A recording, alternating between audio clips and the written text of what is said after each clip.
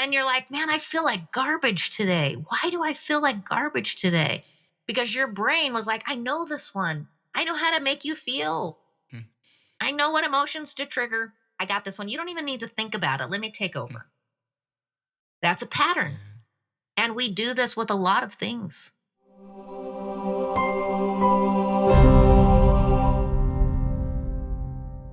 Welcome to Mirror Talk Soulful Conversations. If this is your first time here, we're so glad you found us. And to our returning listeners, welcome back. We've missed you. Take a moment to hit that subscribe button so you never miss out on the inspiration, wisdom, and heartwarming stories we share every week.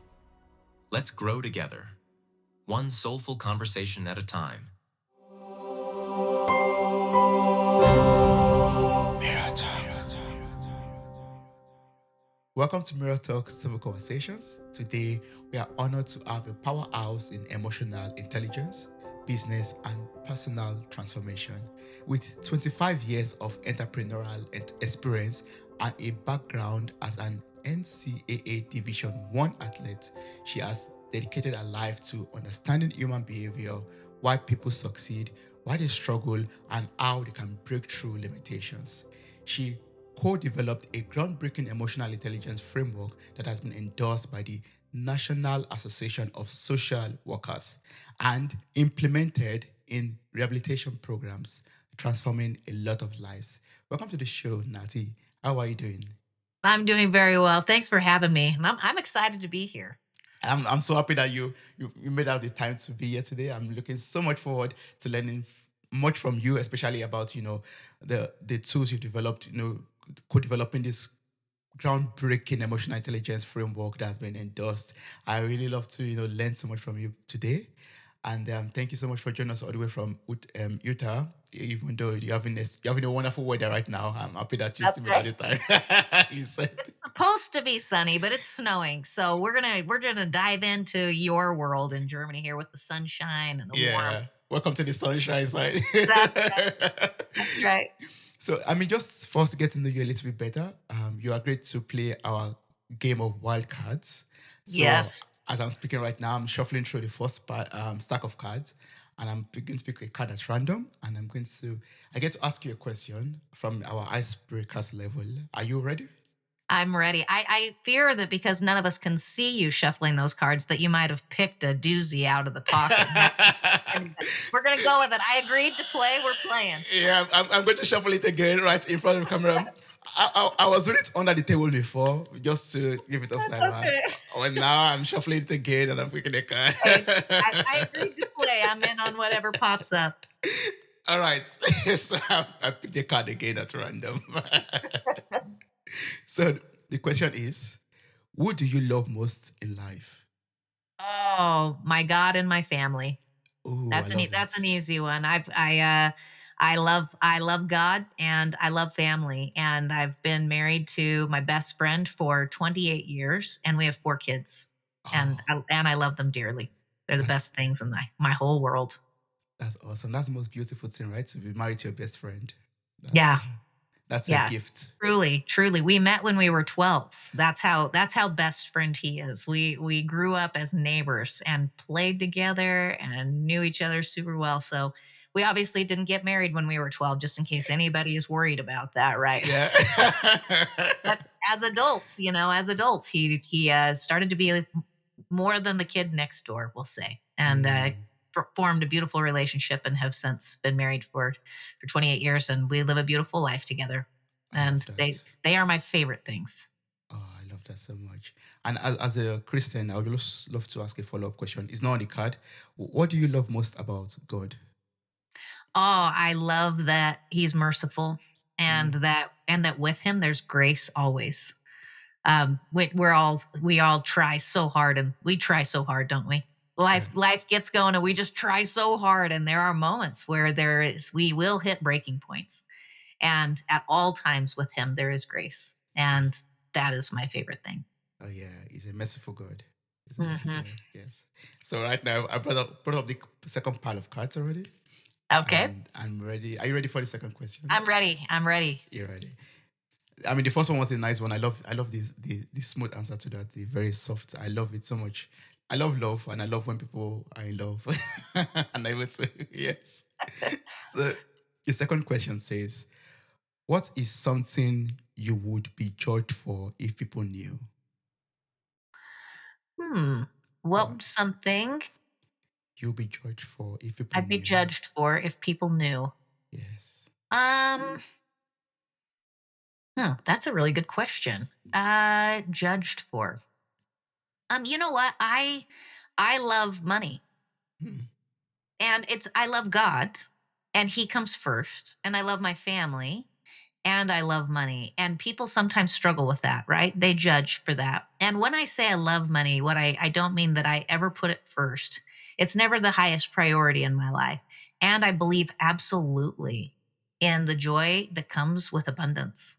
mm, And I believe too many people think that you can either love God or you can love money, but you can't love both because it creates pride. And I actually don't believe money creates pride. I believe we are either prideful or we are not. And money simply heightens our greatest or our worst characteristics. And mm, so as I take emotional intelligence and I become the person I truly want to be, then money can actually accelerate my capacity to be that in a bigger way and to have a more positive influence on the world around me.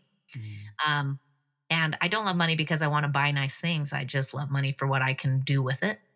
Yeah. And so I think people sometimes, if they know that, they judge because they're like, oh, you're just proud and you only do things for money. And I'm like, no. And I really do like having money and I love what abundance can bring into people's lives.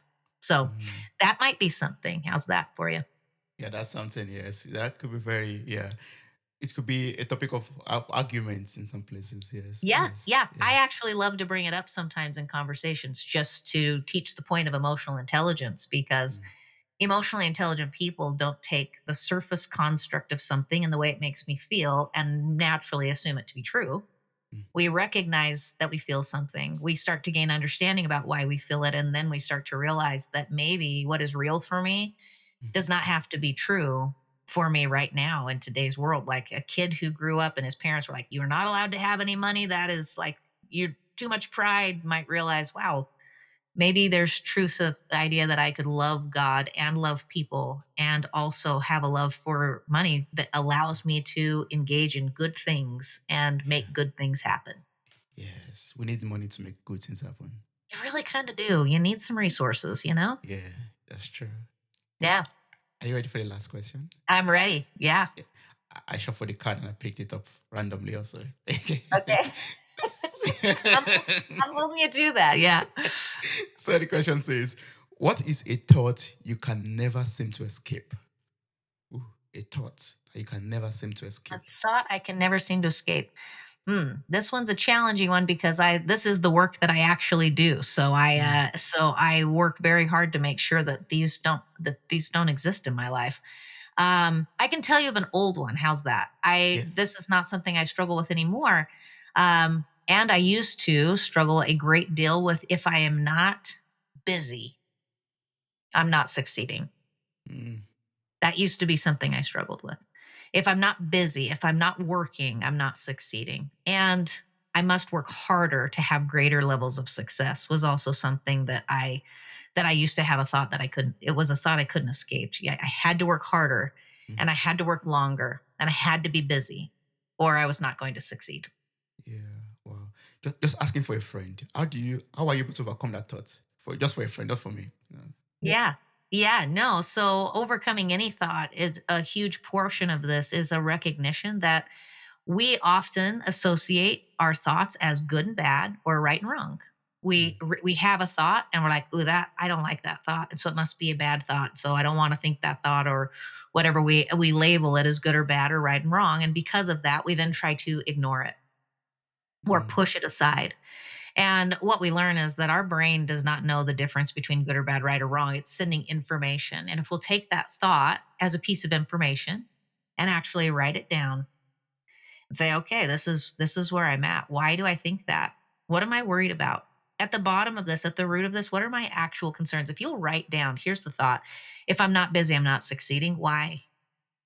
What am I worried about? mm. And why am I worried about that? And what's at the root of that picture?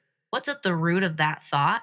And what we'll usually find out is that it's not actually what that thought is at all. It's a deeper root. So, for example, for me, if I'm not busy or I'm not working harder, I won't succeed. Why was I worried about that? Because growing up, I was told over and over and over again that hard workers advance in this life. Hard Mm, workers advance in this life. And so now I got to be a hard worker. If I'm not a hard worker, I'm going to disappoint my parents and I'm going to disappoint myself and I'm not going to advance in this life. And if I do that, then where am I and what am I doing? And then mm, it's like, oh man, I don't have the right, then I'm not going to be able to have the kind of life I want to have and I'm not going to be able to provide for my family and we're not going to be able to have meaningful experiences. yeah. And then where does that leave me? And we start to realize that one thought is creating this really terrifying picture in our mind of what our life is going to turn out to be. Mm, that's very true. And it's not something that's actually happened. It's just a picture of something we really don't want.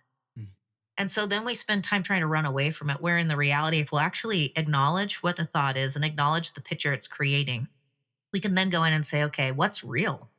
What's true for me? What do I actually want? And mm, if we will shift that and intentionally become aware of those concerns and then shift that to what's in my control. If this is not what I want in my life, and I do know what I do want, what I do want is a meaningful life with rich relationships and a focus on the things that matter most with abundance. That's what I really want. mm, What's in my control? What's in my control to create that when it comes to working? And I had to come to a realization that working needed to look like only a certain number of hours a day, because if it looked like more than that, while I might have success in my workplace, I was failing in my relationships. And if I'm failing in my relationships, I'm not actually building what I want, I'm building miserable success. mm, And so, in yeah. order to have meaningful relationships and abundance, work needed to be in a period of time. And if Ah, work needs to be in a period of time and it needs to create abundance, what's in my control there? Well, I need to be more efficient. mm, Well, if I need to be more efficient, then what's in control? Well, I can do a better job managing my time on my calendar. Well, if I need to do that, what do I need to do? Oh, I need to block time for family and work. mm, And that's what I'm actually going to do. I'm actionably going to block time. And in those blocks of time, I'm going to create focus. yeah. And so now all of a sudden, I now have something actionable. And what you'll find is if you're struggling with any thought Mm, that just keeps coming and it won't leave you alone, mhm, there's a picture attached to that thought that's unpleasant. Your brain continues to serve that up because that picture right now is it's not safe for you. It doesn't feel safe. It doesn't feel good. It doesn't feel like it's something you want in your life. So your brain's just sending you signals that said, hey, that's not a safe thing for you. Be mm, aware of that. Be aware of that. Be aware of that. So as soon as I become aware of it and I actually put tangible action towards having what I want and not creating that picture, that thought will go away. yeah. Wow. And now instead of being acted upon by the thoughts in our head, I'm acting on the life I want to create. Mm. I love what you said about, getting to the root cause of it, like the picture of it, Mhm. and the solution and the tool you provided already about blocking out time. Work should be done within this time, within X amount of hours in a day, and Mhm. you don't have to overwork yourself to be successful. That's something I've been dealing with also personally, if I'm honest. And when I'm not working, I always have the same fear that I'm losing time. Like time is running out. I mean, yeah, running out of time, and you can Yeah. achieve this and do this and do this and do this within this time frame, and then you get into another kind of stress level entirely, and that could be very, very, Yeah. yeah, counterproductive. Well, and time and people are the top two variables that people will create the most amount of stress and anxiety in their life around because they are the two variables you don't control. Mm, You don't have control over time. It ticks away whether you want it to or not. And you don't have control of people. They do what they're going to do whether you like it or not, right? So exactly. those two variables create the vast amount of stress and anxiety for people because we don't have control over them. So again, if we want to mitigate that emotion, if we want to stop the racing thought, Mm, we're going to identify what do I really want and what's in my control that I can act on in the direction of what I want. And if we will act on elements in our control, it will naturally calm those emotions down and assuage those thoughts.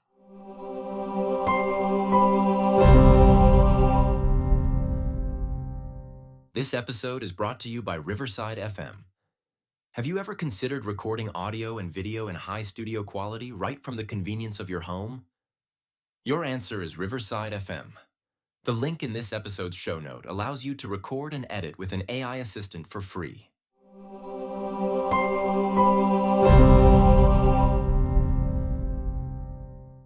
Yeah, that's very deep. I'm so happy I got to ask you these You said the questions. card was to go deep, so I went deep. It was that we Yes, I mean, I'm right deep in my thoughts already looking for ways to improve my life, but I have to keep on with this conversation. I, Deep in my mind, I'm like, I think I'm done with this conversation already. I have enough tools to improve my life already. That's we like to get it done efficiently. See, that's what I was saying. Yes, yes, that's very good. But Natty, I would like us also to learn about your own personal life and your journey Mhm. so far. Like I was going through your story, and your journey is deeply personal and very powerful. So I'd like you to share some light, share it a little bit, shine some light on it a little bit, and maybe talk also about the turning point that led you to focus on emotional intelligence and transformation. Yeah. So I had a really beautiful life. I grew up in a good home, and we didn't have a lot, and Mm, but we had enough, right? And I grew up and I was an athlete. I played Division 1 soccer, and I was always very happy, and didn't have a lot of emotions. When I left college soccer and entered into the workplace and started to become a female executive in corporate America, as well as starting my own businesses, I started dealing with a tremendous amount of stress and anxiety mm, between having a personal life, a relationship, having children, having a career, having aspirations, having goals, having bills, trying to figure out what does the future hold? What do I really want? I feel like I'm living in Groundhog's Day every day, and I'm not making any progress. I mean, you guys can relate to this. yeah. And with this started to come a tremendous amount of stress and anxiety to the point where I started having debilitating panic attacks. And ironically, I was then hospitalized for just literally, I woke up one morning, I could not use I had no use of my legs. I could not get them to move no matter what I was communicating from my brain to my body. There was no connectivity. Mm, And after going through this experience, there was a moment in time where everything turned back on. And I couldn't stop thinking about it. I couldn't stop thinking, like, how does your brain work to where when you get so overwhelmed with stress and so much anxiety, why is there so much physiology involved? Why does it feel like we're having a heart attack sometimes? Why does it feel like we can't breathe sometimes? Why does it feel like squirrels just got let loose in my stomach and they're running laps in there? Why do I sweat sometimes? Why does my face get hot sometimes? Why do I get so tense? Why does it hurt right here in my shoulders or my neck when I get so much anxiety? Why so much physiology? And with that, what are we doing about it?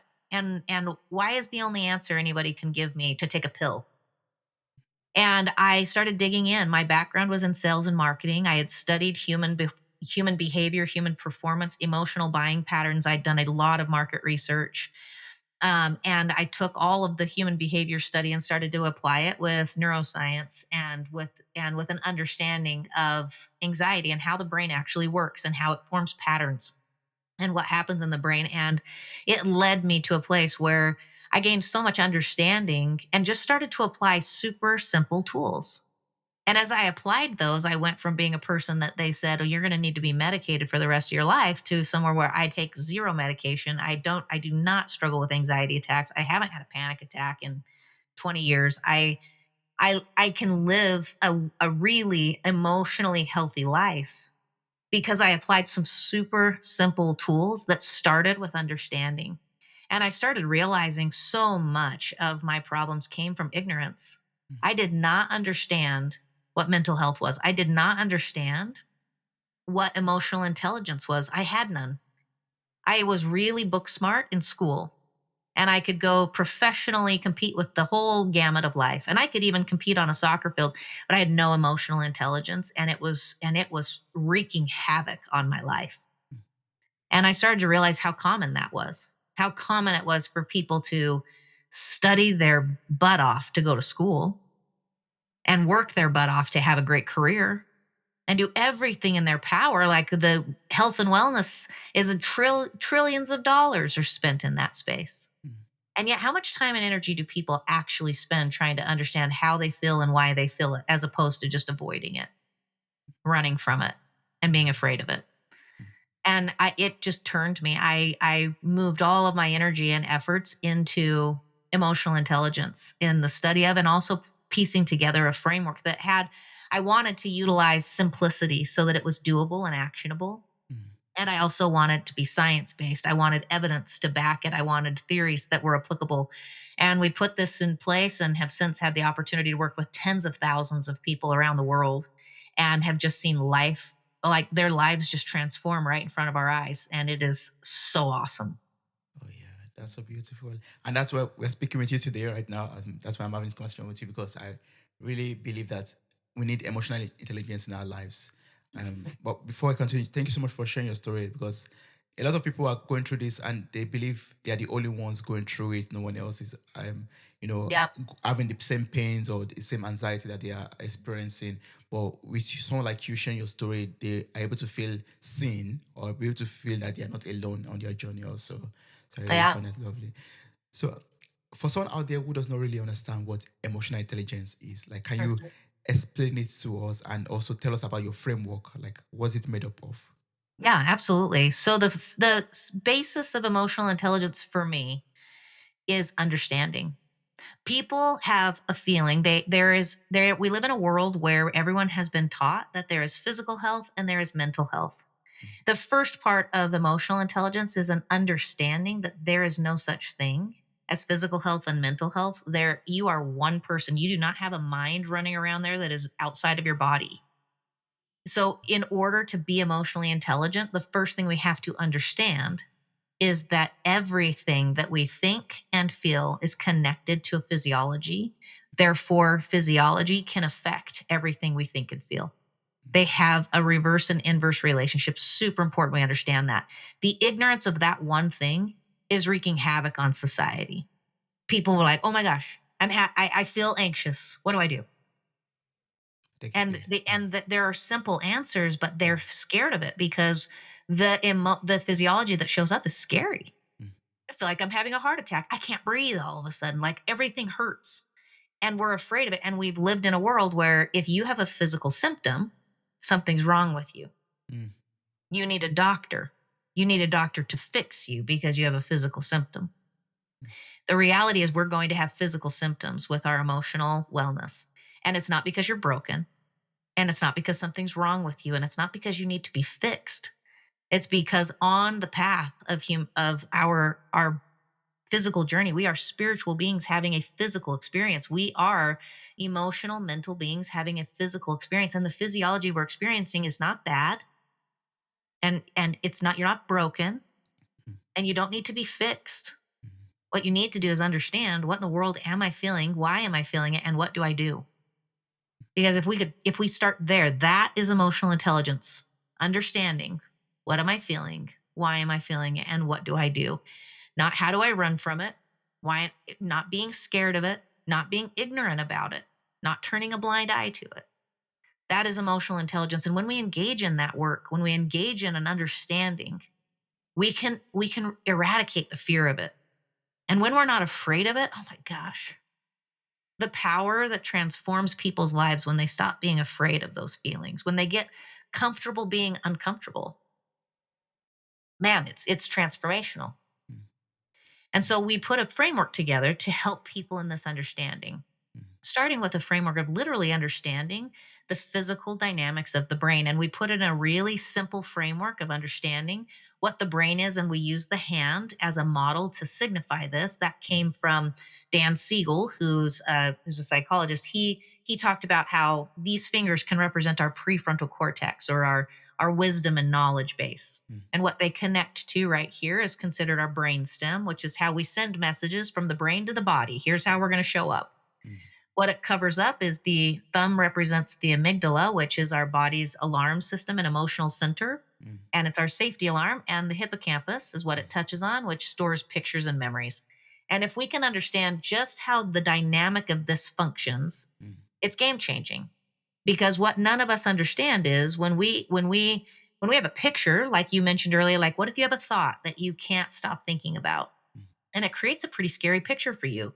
Like maybe one of your listeners is struggling with the, like, what am I going to do with my life? Like, what am I doing? I wake up every day, I go to the same job, I go through the same routine, and then I wake up tomorrow and I do the same thing and I feel like crap and I'm not making any progress and I don't know what to do. And should I change careers? Should I change partners? Should I buy a gym membership? Like what the heck do I do? Why do I feel this way? Well, as they sit in that, there's a picture that's starting to form of them being stuck in that forever or them being miserable forever. Is that safe? Is it safe for us to feel that picture? No. So the Mm-hmm. amygdala, which is the body's alarm system, starts to send off a little signal. And we call it, it sends off this little signal saying that picture in your mind right there, that's not super safe for you. Mm-hmm. If that alarm gets loud enough, it will do something we call flip the lid, where it literally triggers the prefrontal cortex to release from the brainstem. Now, if this is your wisdom and your knowledge and your capacity to be rational and logical, and it is no longer the thing sending instructions to the brainstem on what to do, what is sending instructions? Our autonomic functions, anything we've patterned in our life, and our emotions.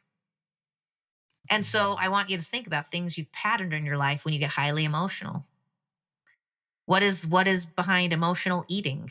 It's just a pattern that's been formed when people get heightened emotions. And when this thing flips, we just go do what we've always done. We wake up the next morning and we're like, what the heck did we just do? Why did I do that? So we first start with an understanding of the brain, because if we can actually understand what's happening, then instead of being afraid of it, instead of labeling everything as good and bad and right and wrong, we can actually come in and say, oh, that emotion is not good or bad. It's not the right emotion to have or the wrong emotion to have. It's an emotion, it's information. What is it telling me? What can I understand because of it? And based on that, what can I do? What is it making my body feel? Am I getting a rapid heart rate? Am I struggling to breathe? Was I tapping my legs over the place? Did I get super hot? Interestingly enough, all of those cues are helping us to understand exactly how to help you handle emotions. Yeah. And if I engage with them, and actually understand where they're coming from, there is a dozen tools that can be used in our toolbox to help us to identify what to do. And from that place, we feel like we're making sound decisions. We're not making emotionally irrational decisions, and we can work through life. And so our framework is based on understanding Mm. into actionable, tangible tools that we can do. And so it's not, I guess the point is, it's not an ethereal framework. It's not talk therapy. We're not just going to talk about it. We're not just going to throw a principle out on the wall and ask you to ponder on it. It's a framework of action. It's a framework that says, once we understand this, it literally points to this is what I can do. Because what we know is when we take action and we take controlled action in the direction of what we really want, we can help overcome all of those emotions and start to steer the ship in the direction we want. Yeah. One thing that's coming up for me is basically, that means for me to be able to do this effectively, I have to understand my body, understand my physiology. Like if I'm having an Yes. headache, I know, okay, this is not because I listen to loud music, but this is because of an emotion or Yeah. something that's coming up for me. Yeah. Yeah. Every single person has a different physiological signature to stress and anxiety. Mm. So for some people, it'll feel like that some people feel it all in their stomach, but even then they won't feel it the same way. Some people it will feel like literally a churning sensation. And other people it will feel like a racing sensation. Other people will get totally nauseous. Some people it'll like cinch up and they'll be like, "Oh, I have a stomach ache." And yet another person will feel like they've been riding an elevator all day long and their stomach is dropping. And you will talk to people and they'll explain, "Oh, my stomach just dropped to my toes." You're like, oh. What they're describing is how their body's physical signature is showing up to that stress and that anxiety. Same thing happens in the heart. We will all feel something in the heart. It just shows up differently. For some people, they'll feel like a weight just got put on their chest, like they can't get it off. It feels so heavy. For other people, it'll feel like it's racing out of their chest and they've got to slow it down. It's too fast. Other people, it will feel like the heart rate is really, really exaggerated, like boom, boom, boom, boom, and it's hard. And some people, it'll feel constricted, like I can't breathe. And it'll some almost feel like a heart attack. And for each person, it'll show up a little bit different. Some people get cold and clammy. Some people start sweating. Some people sweat from their forehead. Some get sweaty palms. Other people will sweat from their pits. Like, regardless, everybody has a signature. And when you become aware of yours, There will be so much less fear around what you're experiencing because, again, we have a natural connectivity of I'm having a physical symptom, therefore something must be wrong with me. And the reality is, guys, you're having a physical symptom, often related to a thought or an emotion. And what it's real, your body's actually not telling you there's something wrong. It's actually giving you information on how to solve it. Mm. But because it's so scary, because no one ever taught me that my heart might feel like I'm having a heart attack when I'm getting those emotions, I'm not sitting there paying attention to it and taking it as information and then acting on it. Instead, I'm sitting there being like, holy, somebody call the doctor. I'm having a heart attack. I can't breathe. I can't breathe. I can't breathe. It's so scary for people because there's no understanding of where it's coming from. It is just completely paralyzing with fear. Yeah. And then what can you do about that? Then people start to instantly believe that what I felt is now bad or wrong Mm. because it created something that I didn't like. Mhm. And that was scary. Does that make sense? Yeah, it makes sense. Yes. So, Yes. this whole trail here is what we're trying to help educate people on. It's that space of emotional intelligence helps us to say, okay, having a hard time breathing Mm. and I know what to do in that environment to calm that down. I actually am in control even though it doesn't feel like it. And I can learn a couple super simple techniques to calm that down, to calm thought and then bring things into control. Like I'm going to give an example. Are you ready to try something with me? Yes, please. All Yes. right. So if we start and we do our amygdala when it sounds the alarm, it Mm. shoves us into autonomic function. And what I mean by that is when we breathe in, we breathe out. Mm. When we walk, we tense the muscles that are necessary for movement and none else. So if we try a little exercise where we start with your toes and you curl them up Mhm. and then flex your quads and then Mm. flex your glutes on purpose and Yeah. then flex your stomach and Yeah. then flex your shoulders and then squeeze your hands and Yeah. then breathe in through your nose and then hold it and then you're Okay. going to breathe in again and now let go of everything all at the same time. Yeah. Now I want you to just pay attention for a second. What's going on in your head? Oh, I feel this release basically like Hmm. a loss of tension. Yeah, a release of tension. Can you also feel like clarity? Like there's nothing happening, right? Yes, of course. Yeah. I'm not thinking of anything. It's just clear. Yeah. Yes, just clear. So it's really interesting. Why does that work? Because we literally just took back control, complete control of our brain. Mm. Because in an autonomic function, we can't do anything we just did. Yeah. Does that make sense? Yeah. Yeah. So it's one of those things where it's like if we understand what's happening and we were to apply a super simple tool like that, Mm. and all of a sudden we can breathe again and our thoughts are clear, and we're like, okay, I'm not broken. Something's not wrong with me. And I was having a really intense emotional experience just then. And it brought up some very real physiology. The physical experience you're having is real. The Mm. idea that you can't breathe is not in your head. You're not making it up. It's actually real physiology responding to real thoughts. The difference is you're not broken because you're feeling it. You don't need to be fixed because you're feeling it. You need to understand it so that you can engage with it. And that, again, is the underlying I would say that's the underlying framework. It's the underlying foundation we try to pour with every person we work with is that the underlying foundation of emotional intelligence is an understanding that the emotions we feel and the thoughts we have will create something that's very real physically. And that if we understand that, we can engage with it as information instead of being afraid of it. Mm. And if we can do that, we can actually have an opportunity to engage other elements of tools of control that help us direct our life instead of feeling like life is just happening to me Yeah. and I'm just full of anxiety and I can't make decisions because I don't know what to do. Mm. We have a tool for each one of those elements that helps people to just dial in, get grounded, and move the ball forward in their own life from a Mm. space of control and Yeah. focused action. Focused action. I love that focused action and taking information based actions also. Like you're Yeah. informed, you understand it, you get information and you take the action based on that. Yes, Yeah. and honoring those emotions, not Mm. not believe not shoving them aside and thinking if I'm afraid of something, then I should just push through it, right? Mm. And if I am emotional about something, I should just suck it up. Like none of that is true. If you're afraid of something, we should actually identify what it is and know it and then work through it. If we're freaking out about something, you shouldn't just suck it up and push through anyways and shove the emotions down and away. There is opportunity for us to understand it and move through it anyways. And it actually allows us to be so much more emotionally stable and just engage in life with emotions where we get the opportunity to feel tremendous joy and not be afraid of the moments that create some pain. Yeah. Yeah.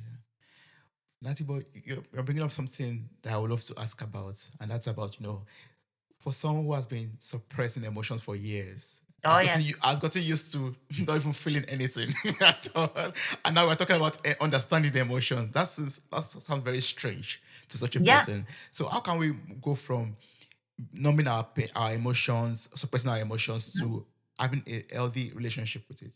Yeah. So we have all of us initially we've been initially our bodies are designed to take us into a state of what we call hyper arousal or a state of like fight or flight. Like we want to respond. If something happens in our life, we feel this like burst of emotion to do something. Initially, that's how we all operate. Over time, though, the world that we live in and our individual life experiences teaches us to handle these things differently. And for a lot of people, they were taught, well, running away from this is not going to help me. Fighting it got me into trouble. So what I'm going to do is I'm just going to freeze. I'm not going to do anything about it. Or I'm going to fawn, meaning I'm just going to, whatever makes everybody else happy and keeps the peace, I'm just going to do that. And we call freeze and fawn like they masquerade as having control of our emotions because we think, well, I'm not losing my crap right now, so I must be in total control. And the reality is this that you're still just emotionally just shoving those things down and depressing them, suppressing them, and it just it doesn't leave an opportunity for you to be free to feel other things. And so a lot of that turns into a numbness or something that makes it's hard to get out of bed in the morning. It's hard to face life and think, I'm super excited to wake up and live today. Instead, it's like, and here's another day. I guess I'll wake up because my alarm went off. And when we're in that state, like we have to recognize that that puts us in a state of survival. And in a state of survival, we'll do a lot of things. We'll go to work because we got to have income. We'll eat because we've got to. We'll do a lot of things in a state of survival. But I would ask anyone in that state, are you thriving? Are you really chasing life? Like, can you look at yourself in the mirror and say, oh, I'm going to bed right now because I can't wait to get up tomorrow because of what I'm creating, because of what I'm building, because of what life looks like for me? When I realized that a big chunk of my life, I was just surviving it. I was going through the motions. I was checking boxes. I came to a point where I was like, what is the point of that? Like, how long does that last? And there was a realization that I was like, I don't want to do that. I want to wake up in the morning excited because there's a new day in front of me and there's something I want to build. I want to wake up in the morning on purpose. I want to wake up in the morning. I want to feel happiness. I want to create joy. I want to engage in work that's fulfilling. I want to live a life that's meaningful. How do I do that? And in order to do that, to thrive, to truly thrive, we've got to be able to feel something because that feeling is the root of motivation. A lack of feeling is also a lack of motivation. I should think about when you feel numb, when you feel like life's just kind of doing its thing, how motivated are you to go out and really do something You're not different? motivated. No motivation. There's no motivation. You will do what's been patterned. You'll go through the same pattern you've been going through, but you won't do something new. And if you don't do anything different, you'll never get different results. You cannot do everything today the way you did it yesterday and expect tomorrow to be different than yesterday was or today was. If you do the same things, you will get the same results. So, what motivates us to do something different? What motivates us to take a slightly different action? Emotions. And if we can't feel anything because we've numbed ourselves out of those emotions, then we are consigning ourselves to a life of surviving, not thriving. If we're willing to feel, if we're willing to be like, okay, that's a little bit scary because I've run from those emotions for a really long time and I'm willing to get some help here. I'm willing to get some coaching. I'm willing to get some understanding here and push through those things. On the other side of that, oh, baby. Yes. On the other side of that is the answer to the question, what do I really want?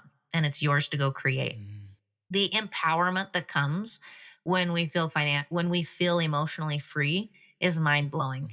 It is truly transformational because what happens is you find your natural source of motivation. Yeah. And it's the difference between waking up in the morning because the alarm went off and me waking up in the morning because I got an appointment with God because I start every day with God and I ain't missing that appointment because I am an unstoppable woman of God and I got work to Mm. do.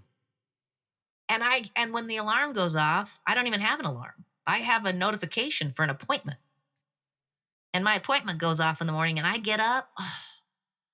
I get to do some meditation, some study, some prayer, and then I take in some electrolytes. I take in the morning sunshine.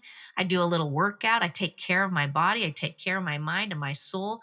And then I get to get things ready around my home for my Mm. family.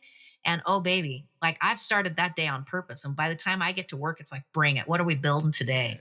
Like, let's go change some lives. And the difference is the excitement, the joy that you'll find in your life in a space of thriving is a totally different thing than checking boxes in Mm. survival. Yeah. And I want everybody to have that experience. I want people to wake up on Mm. purpose to create the day they're about to live, not to repeat the day they lived yesterday. That's true.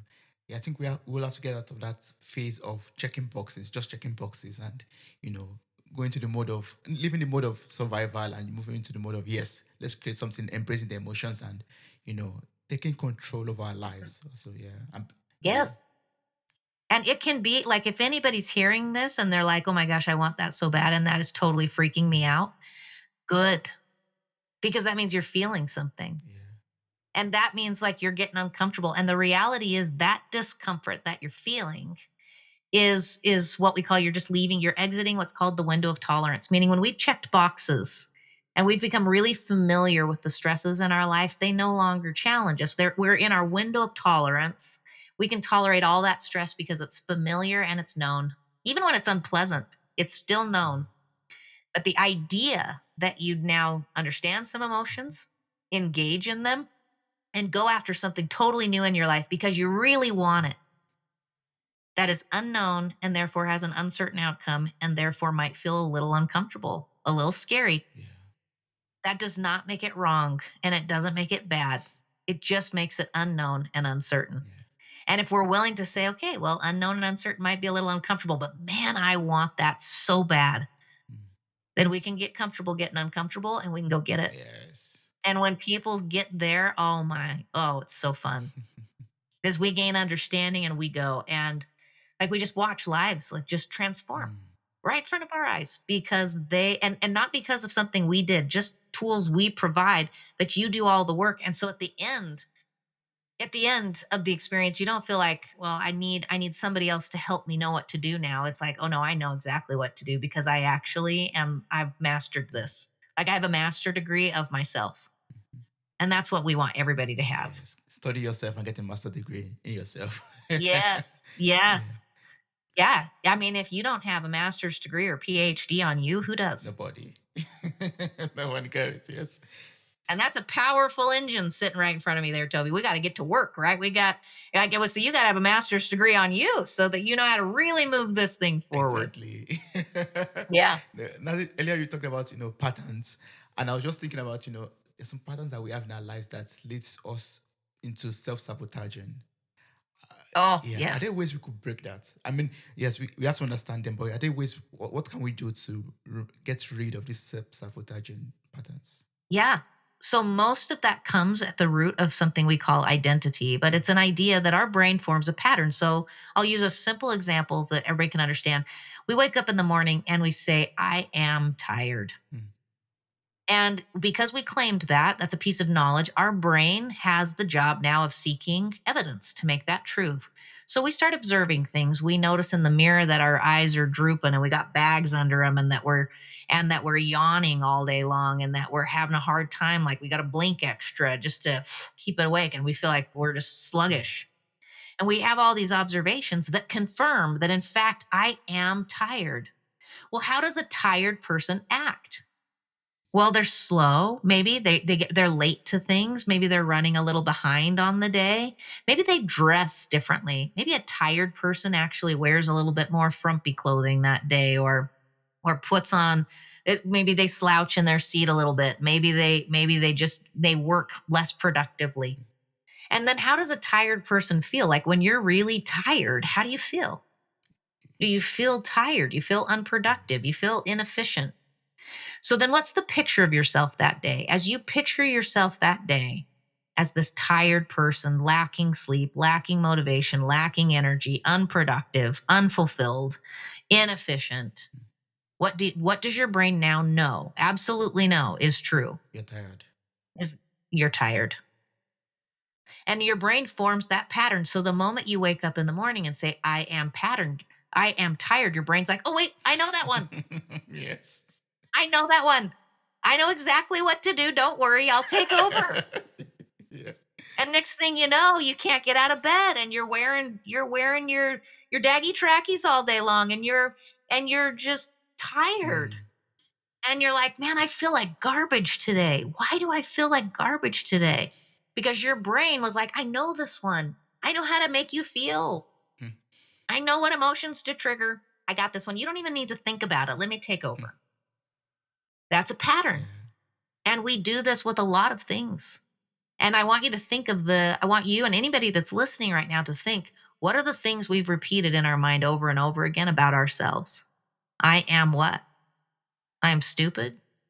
I'm behind. I'm not enough. I'm unworthy. I'm not good enough.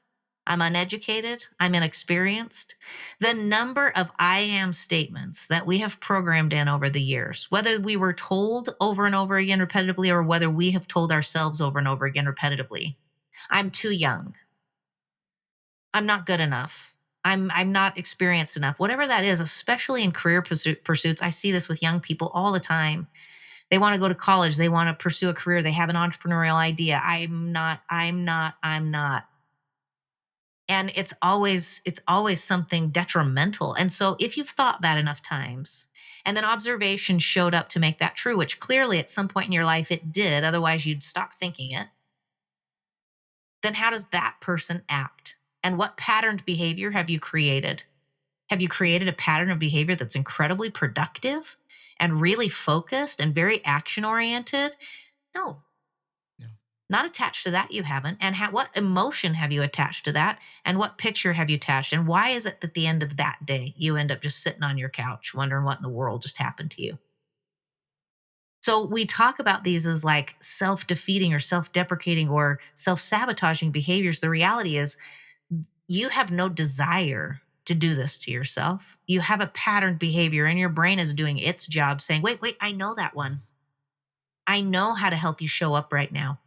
And we find ourselves doing things that by the end of the day or the following morning, we're like, what in the world? What's that? Why did I just do that again? I don't even want that outcome. Mm. Yeah. And it's not because you lack motivation. It's not because you lack a desire. It's not because you don't know better. It's not because you want to self sabotage. It's because your brain has created a pattern and you are unaware of that pattern. Therefore, you don't understand that pattern. Mm. And therefore, you don't know what to do about that pattern. And if we can become aware, which we can, and if we then understood, which we will, you can know exactly what to do to break that pattern. And in breaking that pattern, now your brain will work with you, not against you, to go accomplish what you want to accomplish. And you won't be having those self defeating patterns of behavior anymore Yes. Yeah. And that's what. because we can claim real identity. Yes. Yeah. I mean, as I would say, that's why we need your framework also, because your framework will also help us to, get in touch with ourselves, get to know our identity better, and then start to understand our emotions better. Yeah.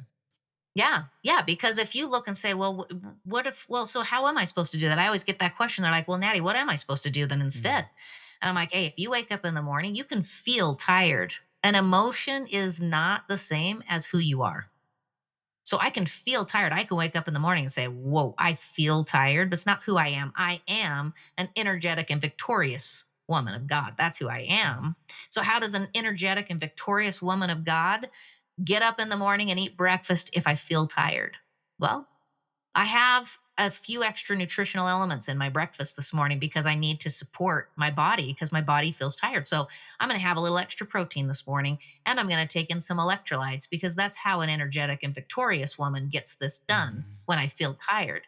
And what ends up happening is the actions I take counteract that feeling of tiredness. Does that make sense? Yes, it makes sense. And now all of a sudden, I'm energetic and Mm. victorious. Yeah. So then how does that woman act? Like, I show up, I still get to work on time. Mm. That's true. Does that make sense? And I might yawn during the day. And instead of claiming, oh my gosh, I'm so tired, I might say, wow, I feel tired right now. But how does an energetic and victorious woman of God deal with feeling tired right now? You know what I do? I take a little break. I'm going to take a 15-minute break. I'm going to go for a walk outside. I'm going to take in some sunshine. I'm going to down some Mm. water. I'm going to move my body and I'm going to regenerate. Yeah. I'm going to give myself some energy. And then I'm going to go back and I'm going to get it done because that's what I do. I get things done with energy and vibrance. Do you see the difference between just how we see ourselves, what we Mm. claim about what we know about who we are can establish intentionally a Mm. pattern that allows us to behave differently? Yes, yes. And from what I've learned from you too, like, when we feel tired in the morning, I'll ask myself, why am I feeling tired also? Oh, did Mhm. I go to bed too late? That means Right, the next night I have to go to bed earlier and say, okay, yes, yeah. right. Like I just learned that from you too right now. Like asking or questioning the why, knowing the why behind your emotions. Yeah. Yeah. Absolutely. Yeah. Because otherwise we just own it and we end up owning it as who we are instead of just a moment in time or an experience we're having or an emotion we're having. We own it. Mm. I am depressed. I am anxious. Why are we owning these negative behaviors and negative emotions? You don't walk around people don't walk around saying I am, they claim these negative things so Mm. quickly, Yeah. right? Because And so just just recognizing this is another, like I said, the understanding is the underlayer of emotional intelligence because it helps us to say my feelings and what I feel are different than who I am. yes. So I can claim something I feel and that does not become who I am. I feel sad, not I am sad. Mm. I feel anxious, not I am anxious. Mm. Now I have anxiety, like we have a disease. Like it's so interesting how we want to just claim those things, and then we just trigger our brain to create patterns, and we create our own self-destructing patterns, and then we get frustrated because we can't get out of them. But we gave that instruction, so that means we can give a different one. True. The power is in the tongue and the power is in the wordings also. Yeah. Yes. Oh, words matter. Yeah. Yes, What's they do. matter? So Wow. Well, Natty, for a listener out there who is feeling stuck, I've learned a lot from you already, but just for someone out there who wants this piece of advice, like for someone who is feeling stuck, overwhelmed, or disconnected from their emotions, also, like what's the yeah. most important piece of advice that you leave them with today? Um, Recognize that you are a spiritual, mental, emotional being having a physical experience. If you feel stuck in your emotions right now, pay attention to what your physical body is telling you. If you feel stuff rolling around in your stomach, get out and go for a walk. Move. If you feel the heavy on your chest, push some weight off your chest. Do some bench press, do some push-ups, do something actively physically engaging with the exact physiology you feel. If you feel if you feel your heart racing, stop and intentionally breathe to get it under control.